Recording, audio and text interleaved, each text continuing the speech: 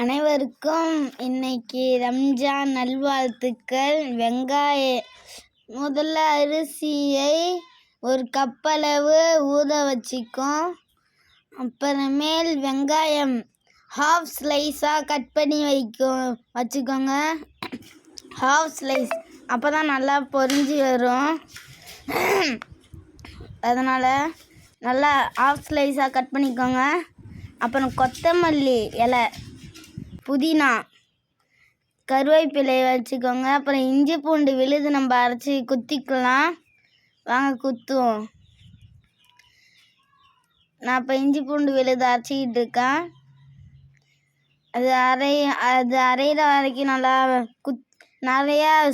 நல்லா குத்தி இது பண்ணிக்கோங்க.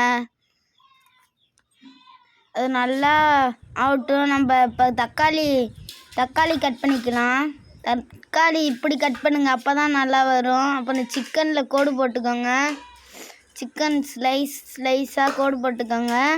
அதில் ஒரு 2 ஸ்பூன் அளவு தயிர் ஆட் பண்ணிக்கோங்க. அதில் நல்லா 2 ஸ்பூன் அளவு தயிர் ஆட் பண்ணி அதில் கொஞ்சம் மிளகாய்த்தூள், சில்லி பவுடர் ஆட் பண்ணிக்கோங்க. அதை நல்லா அந்த கோடு உள்ளலாம் இறங்குறா போல் நல்லா தேய்ச்சிக்கோங்க. நல்லா தேய்ச்சி தேவையான அளவு உப்பு போட்டுக்கோங்க. அது நல்லா எல்லா இடமும் ஸ்ப்ரெட் பண்ணி விடுங்க அந்த தயிர். அப்புறம் கொத்தமல்லி இலையை போட்டு, அப்புறம் புதினா இலை அதெல்லாம் போட்டு நல்லா மிக்ஸ் பண்ணிக்கோங்க. அப்புறம் தேவையான அளவு சில்லி பவுடர் ஆட் பண்ணிக்கோங்க. நான் கம்மியாக ஆட் பண்ணிட்டேன், அதனால் இன்னும் கொஞ்சம் ஆட் பண்ணுறேன். அதனால் நல்லா எண்ணெய் போலேயே நல்லா பண்ணிக்கோங்க. நீங்கள் ரம்ஜான்னால் இன்றைக்கி நான் பிரியாணி செய்ய போகிறேன். அதனால தான் இந்த சிக்கனை ஊற வச்சுருக்கேன். அது நல்லா ஊறட்டும். நம்ம கேஸ் அடுப்பை ஆன் பண்ண போகிறோம். கேஸ் அடுப்பை ஆன் பண்ணிக்குவோம்.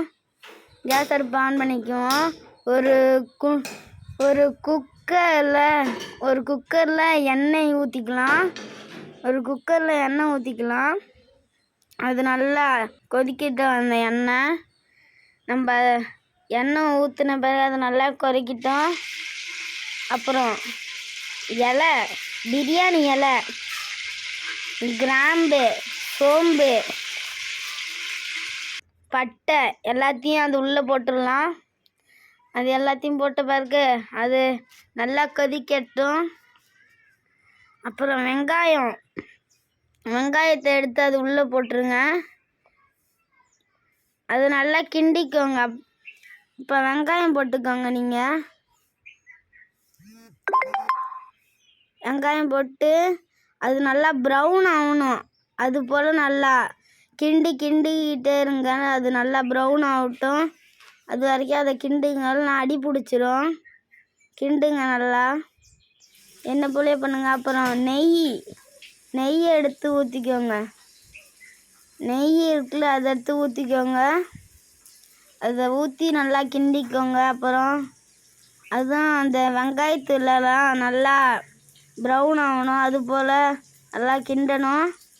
அப்புறம் அந்த நெய்யை ஆட் பண்ணிங்களே, அது வாசம் அடிக்கும். அப்படியே இந்த வாசமே அப்படியே இருக்கும் அழகா. அப்புறம் நல்லா ப்ரௌன் ஆகணும். நல்லா திக் ப்ரௌனாக. இப்போ கொஞ்சம் ப்ரௌன் ஆகிருக்கு. இருங்க, இந்த கொஞ்சம் ப்ரௌன் ஆனது பாருங்கள் எவ்வளோ இதாக வந்துருக்குன்னு. அப்புறம் இஞ்சி பூண்டு விழுதுக்குல, அதை நம்ம சரியாக குத்தல, அதனால் இதை இப்போ குத்திக்குவோம். நல்லா குத்தி அரைச்சி அங்கே பாருங்கள், வெங்காயம் அப்பயே கொஞ்சம் ப்ரௌனாக இருக்குது பாருங்கள். லேஸ் ப்ரௌன் ஆகிடுச்சி. அதுக்கப்புறம் நல்லா அரைச்ச இஞ்சி பூண்டு விழுது இருக்குல்ல, அது அப்புறம் நம்ம விட்டுறலாம். அது நல்லா அரைஞ்சிருச்சு. அப்புறம் நல்லா கிண்டிக்கோங்க ப்ரௌன் ஆகிற வரைக்கும்.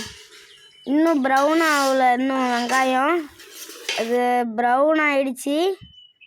இங்கே பாருங்கள், ப்ரௌன் ஆகிடுச்சி பாருங்கள். இப்போ எல்லாரும் தெரியும் இது ப்ரௌன் ஆனது.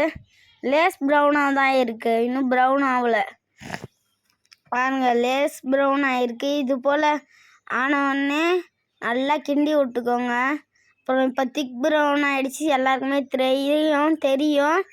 பார்த்தாலே தெரியும் எப்படி திக் ப்ரௌனாக இருக்குன்னு பாருங்க. அப்புறம் இஞ்சி பூண்டு விழுது இருக்குல்ல, அதை ஆட் பண்ணிக்கலாம். அதை ஆட் பண்ணி நல்லா கிண்டிக்கும், நல்லா கிண்டிடுவோம், இல்லைன்னா அடி பிடிச்சிரும். அதனால் கிண்டிக்கோங்க. இஞ்சி பூண்டு விழுதை போட்டு அதை நீங்கள் அரைக்கனாலும் செஞ்சுக்கலாம் மிக்சியில், இல்லைன்னா எங்களை போல் குத்திக்கவும் செய்யலாம். ஆனால் இது அரைச்சா நல்லா இது பேஸ்ட் போல் வரும். நாங்கள் குத்திக்கிட்டோம். அப்புறமேட்டுக்கு இந்த இது கட் பண்ணி வச்சுருந்தோம்ல, கொத்தமல்லி இலை, கொத்தமல்லிக்கு இப்போது புதினா, கொத்தமல்லி, கருவேப்பிலை போட்டு நல்லா கிண்டிக்கோங்க. அது இப்போ ஏற்கனவே ப்ரௌன் ஆனது, இப்போ நல்லா ப்ரௌன் ஆகிடுச்சு. இங்கே பாருங்கள், இந்த கொத்தமல்லிலாம் இந்த சாரெலாம் அதில் இறங்கட்டும் வாசத்துக்கு. பாருங்கள் எவ்வளோ வாசமாக இருக்கும். நீங்கள் செஞ்சு பார்த்தீங்கன்னா தெரியும் உங்களுக்கு. நாங்கள் செஞ்சோம், அது பாருங்கள். இப்போ பாருங்கள், இங்கே பாருங்கள் நல்லா ப்ரௌன் ஆகிடுச்சு. அப்புறம் நம்ம தக்காளி ஆட் பண்ணி பவுடர், மஞ்சத்தூள், சிக்கன் தூள், மஞ்சத்தூள், கொத்தமல்லி மசாலா, சில்லி பவுடர், சிக்கன் தூள், குழம்பு மிளகாய் தூள் எல்லாமே ஆட் பண்ணி நல்லா கிண்டிக்கோங்க. கரம் மசாலா போட்டு நல்லா கிண்டிக்கோங்க. அப்புறம் நம்ம அந்த தக்காளி வெட்டினது அது உள்ளே போட்டுடலாம். தக்காளியும் பச்சை மிளகாயையும். அந்த தக்காளி நல்லா அது அப்படியே ஆகணும், அப்படி நசுங்கி அது அப்படியே தொட்டாலே இப்படி கரண்டி வச்சாலே அப்படி நசுங்கணும். அந்த அளவுக்கு நல்லா அது பொரியட்டும். அது வரைக்கும் நம்ம நல்லா கிண்டி விடுங்க. அது அடி பிடிச்சிரும்னா கீழே நல்லா கருகிடும். அதனால் நல்லா கிண்டுக்கோங்க. அதை கிண்டிக்கிட்டே இருங்க. அதில் அப்புறம் நம்ம அதில் நம்ம 2 ஸ்பூன் அளவு தயிர் ஆட் பண்ணிக்கலாம். 2 டம்ளர் ஆட் பண்ணிக்கலாம் நம்ம தயிர். பாருங்கள், இவ்வளோ பெரிய சின்ன டம்ளராக இருந்தாலும் பரவாயில்ல, அதில் ஆட் பண்ணிக்கலாம் தயிர். எங்களை போலயே அந்த தயிர் 2 டம்ளர் மட்டும் ஆட் பண்ணிக்கோங்க. அதிகமாக ஆட் பண்ணால் அப்புறம் நம்மளுக்கு டேஸ்ட் வராது. 2 டம்ளர் ஆட் பண்ணி நல்லா கிண்டிக்கோங்க. நல்லா கிண்டி அந்த வாசம் வரணும். அது அந்த அளவுக்கு தக்காளி நம்ம சொன்ன மாரி ஆயிடுச்சு பாருங்கள். அப்புறம் உப்பு தேவையான அளவு போட்டுக்கலாம். தேவையான அளவு அதிகமாக போட்டுறாதீங்க. தேவையான அளவு போட்டு அதையும் நல்லா கிண்டிக்குவோம். அது நல்லா கிண்டி அது தெரியும் எவ்வளோ மசாலா எல்லாமே எல்லா காய்கறியிலையும் இறங்கிடுச்சின்னு. வெங்காயம் இருந்த இடமே தெரியாத போல் ஆயிடுச்சு. அப்புறம் சிக்கன், நம்ம ஊற வச்ச சிக்கன் இருக்குல்ல, அதை உள்ளே போட்டுடலாம். நம்ம சிக்கன் தயிரில் போட்டு ஊற வச்சோம்ல, அதை உள்ளே போட்டுக்கலாம் அப்படியே. அப்புறம் அந்த மசாலா தண்ணியும் உள்ளே ஊற்றிக்கலாம். அப்புறம் அதையும் நல்லா கிண்டிக்கலாம். நல்லா பரட்டி விட்டுக்கோங்க. அந்த மசாலா இது நல்லா கிண்டுற வரைக்கும் மசாலா உள்ளே இறங்கணும், சிக்கன் உள்ளே. அதுபோல் நல்லா கிண்டிக்கோங்க. இதோ என்ன போலே கிண்டிக்கோங்க. அந்த மசாலா எண்ணெயெல்லாம் எடுத்து மேலே ஊற்றிடுங்க. அப்போ தான் நம்ம கோடு போட்டதெல்லாம் உள்ளே இறங்கும் நல்லா மசாலா. அப்போ தான் நம்மளுக்கு டேஸ்ட்டு பிரியாணியில் பயங்கரமாக இருக்கும். அதனால் எண்ணெய் போல் பண்ணிக்கோங்க. நல்லா கிண்டி இது போல் கிண்டுங்க. 4 டம்ளர் தண்ணி சேர்த்து 4 டம்ளர் தண்ணி சேர்த்துக்கோங்க. 4 டம்ளர் தண்ணி சேர்த்துக்கோங்க. நல்லா அது எல்லாத்தையும் நல்லா ஸ்ப்ரெட் பண்ணி விட்டுக்கோங்க. அப்புறம் கொதிக்க விடுங்க. அது நல்லா கொதிக்கிட்டோம். அப்புறம் 4 டம்ளர் தண்ணி ஊற்றிக்கோங்க.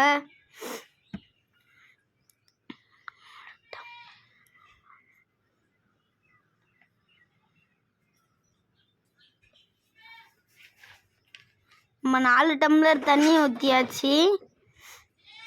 இப்போ நல்லா நம்ம கிண்டிக்குவோம். அது நல்லா கிண்டி வச்சுக்குவோம். நம்ம நல்லா கிண்டியாச்சு பாருங்க. அப்புறம் நல்லா ஒரு தட்டு போட்டு மூடி இருந்தோம். இந்த தட்டை எடுத்துடலாம் நம்ம இப்போ.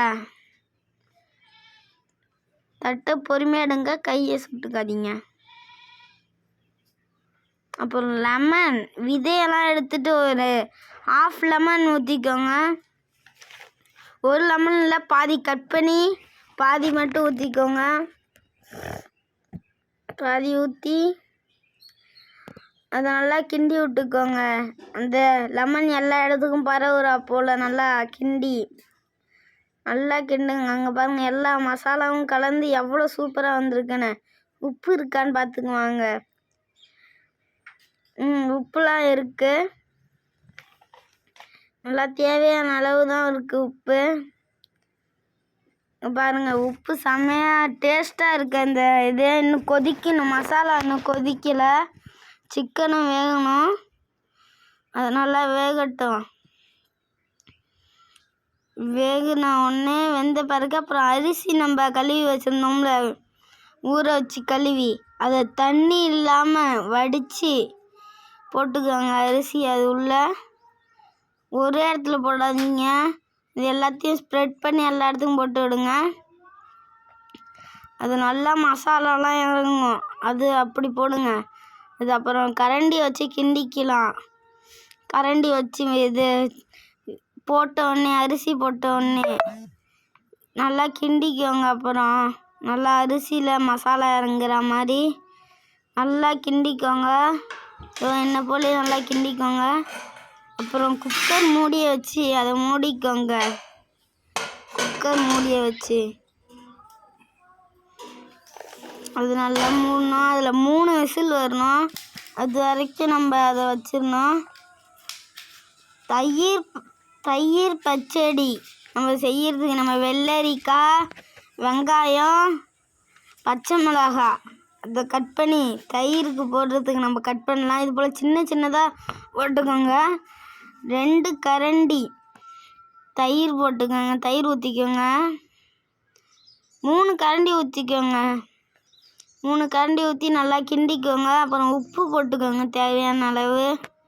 உப்பு நல்லா தேவையான அளவு போட்டுக்கோங்க. நல்லா அவ்வளோ போட்டுக்கோங்க, நான் இப்போ காமிச்சா போல் அவ்வளோ போட்டு நல்லா கிண்டி விட்டுக்கோங்க. தயிர் பச்சடிக்கு நல்லா ஊறணும். தயிர் பச்சடியில் வெள்ளரிக்காயெல்லாம் போட்டுருக்கிறதுனால அவ்வளோ உரைக்காது. அதனால் இப்படி வச்சுக்கலாம்.